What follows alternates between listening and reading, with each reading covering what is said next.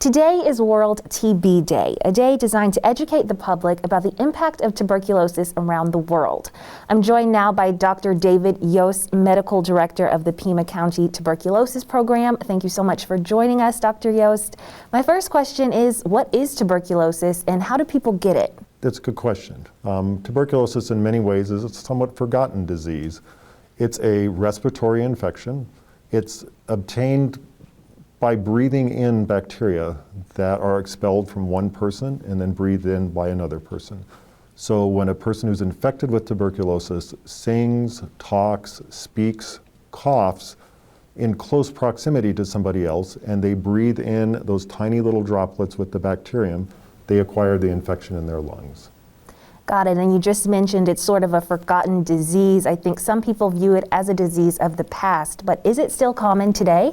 In the United States, we've largely had a decrease to very low levels, you would say, less than 10,000 cases per year in the number of active tuberculosis cases that we see.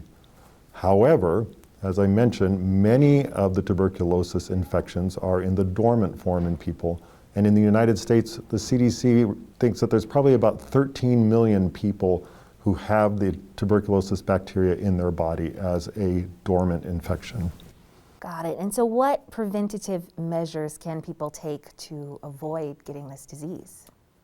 Unlike other things such as COVID, which everybody's familiar, or with measles, there is no good vaccine to prevent tuberculosis. So the cornerstone of prevention is to identify transmission as close to possible when it occurs and to treat people. It's very treatable if we find the infection early, and we can enroll people in a prophylactic program of treatment to prevent it from advancing. What a great service and great information. Thank you so much, Dr. Yost. This has been your Pima County Health Update.